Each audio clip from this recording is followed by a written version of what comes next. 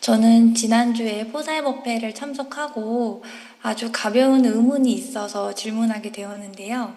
저는 속으로는 그렇게 생각하지 않으면서 겉으로는 좋게 꾸며서 하는 입에 발린 소리를 곧잘 합니다. 뭐 밥 한번 먹자, 뭐 나중에 보자. 사실은 그럴 생각이 없는데 그냥 인사치레로 하거든요. 그런데 이런 게 거짓말에 들어가는지 궁금하고요. 일할 때도 예전 상사가 좀 과도하게 일을 시켰는데 그때 당시에 하기 싫어도 일단 예 하고 합니다의 관점을 잡았습니다. 그러다가 일을 미루거나 안에서 상사가 뭐라 하면 죄송합니다 하거나 또 상사가 또 까먹어서 그냥 지나간 적도 많았습니다. 당시 저는 맨날 과하게 시키니까 그 일을 할 생각이 없었는데 일단은 예 알겠습니다 하고 했었거든요. 근데 이것도 거짓말에 들어가는지 궁금합니다. 어, 만약에 이게 거짓말이 아니면 저는 이런 사사로운 거짓말도 참여를 해야 될지, 혹은 남에게 손해를 끼치는 사기 정도의 거짓말이 아니면 너무 연연할 필요가 없는지 궁금합니다. 그러니까 상사가 어떤 일을 시킬 때 내가 못하겠다 싶으면 제가 못합니다 이렇게 말했을 때 갈등이 더 큰지, 일단 그분이 말할 때는 예 알겠습니다 하고 이튿날 가서 너 왜 그거 안 했니 하면 제가 그거 못했습니다 죄송합니다 이렇게 하는 게 인간관계를 푸는 게 더 좋은지, 이것을 가지고 평가하지 절대적인 평가는 없다 이런 얘기예요.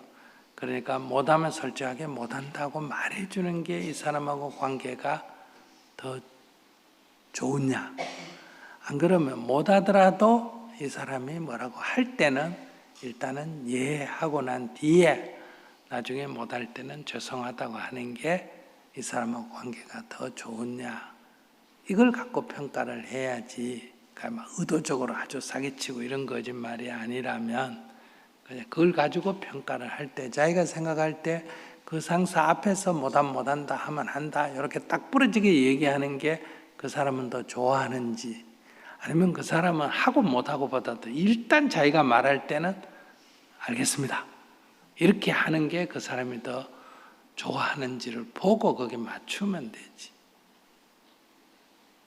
어떤 게 좋다 이런 건 없어.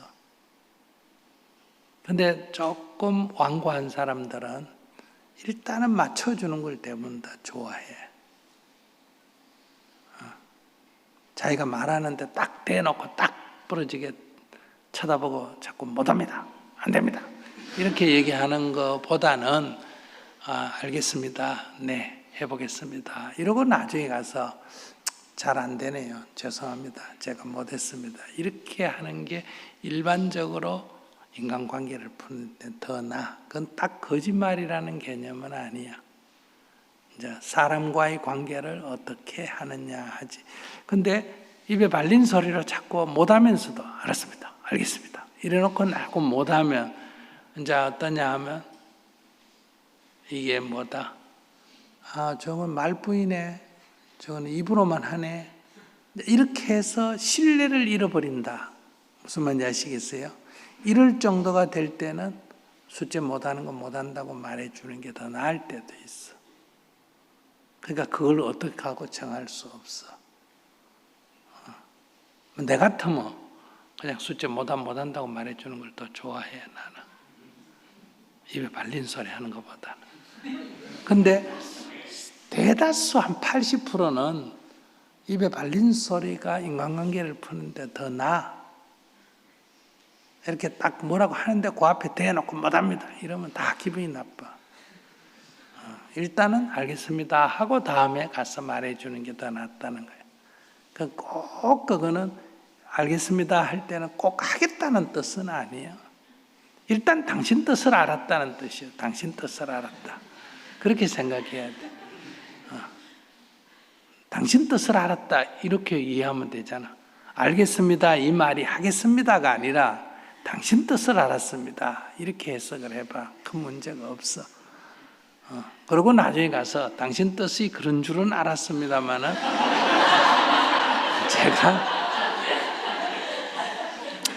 제가 해보니까 안 되겠습니다. 그래서 옛날에 효자는 이제 이런 게 있어. 이게 효자냐 아니냐 옛날부터 이게 논쟁이 있어. 부모가 아들을 보고 송아지를 지붕 위에 몰고 올라가거라 이럴 때 말도 안 됩니다, 아버님.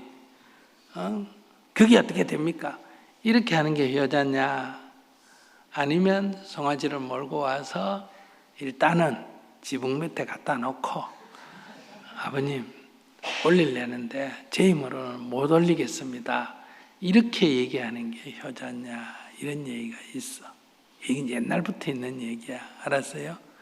그러니까 어른이 말하면 옛날에는 그것을 일단 해본다 이런 얘기. 해보지도 안 하고 안 된다 이렇게 말 안 하고 이렇게 와서 소를 가져와서 지붕 밑에 갖다 놓고 다시 아버지를 불러서 아버지 여기서 어떻게 올리는지 모르겠습니다. 이렇게 하는 게 더 낫다. 이건 무조건 추정한다는 뜻이 아니에요.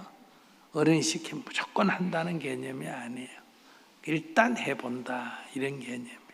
그러고 안 될 때 안 된다고 말하는 게 더 좋다. 그래서 우리가 어른들은 주로 이해하는 게 맞아요. 어른들이 말할 때는 알겠습니다. 이게 좋다는 거예요.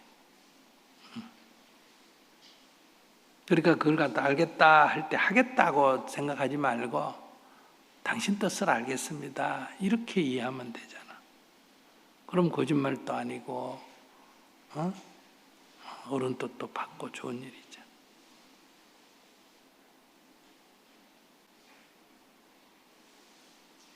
또 궁금한 게 있는데요. 네.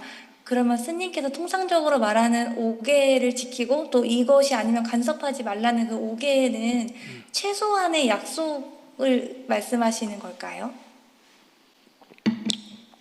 의도적으로 하지 말라는 거예요. 말은 진실해야 된다는 거예요. 그러니까 예를 들어서 내가 연애 경험이 있는데 남자친구가 나한테 너 나 만나기 전에 남자친구 있었어? 이렇게 구체적으로 묻는데 아니 없었어? 이러면 거짓말이다 이 말이야. 아시겠어요? 그렇게 물으면 나 남자친구 있었어 이렇게 얘기하라 이 말이야. 근데 상대가 안 물어. 그런데 이걸 내가 남자친구 있다고 말해야 되느냐 없다고 말해야 되느냐, 이게 내가 거짓말하는 거 아니냐 이렇게 생각할 필요는 없어. 묻지 않으면 아무 얘기 안 해도 그건 거짓말은 아니야. 이해하시겠어요? 거짓말은 아니다 이거야. 그걸 미리 얘기할 필요는 없어. 그걸 거짓말.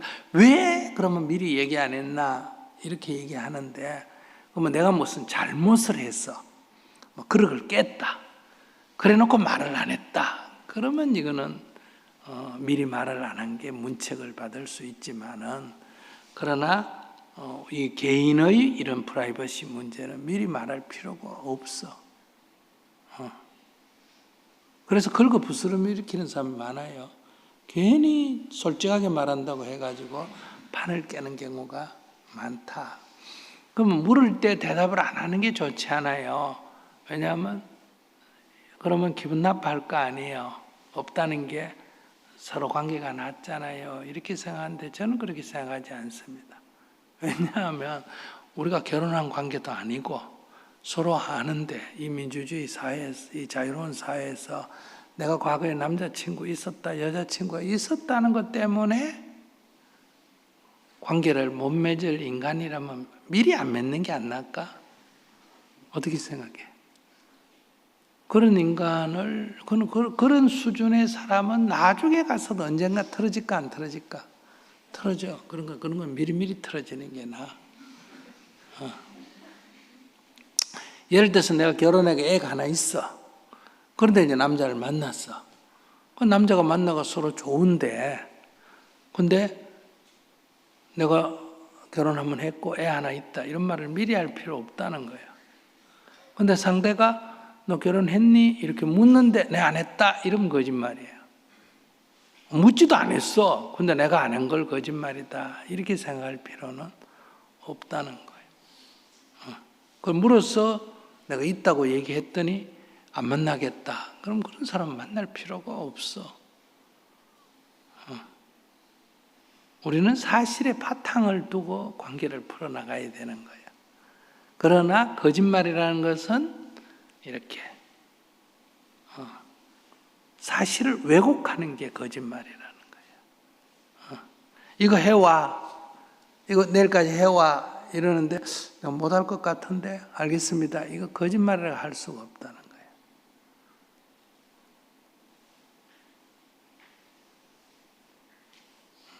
이거 내일까지 할 수 있겠니? 하는데 이건 또 도저히 못할 것 같아. 그런데 내일까지 해오겠습니다. 이러면 거짓말이 된다 이거예요. 그래서 거짓말이라는 것은 사실을 왜곡하는 게 거짓말이다. 이런 얘기예요. 그러니까 이거 해와 이런데 별로 하고 싶지가 않아. 그래도 알겠습니다. 이건 당신 뜻을 알겠다는 얘기예요. 감사합니다. 잘 알았습니다.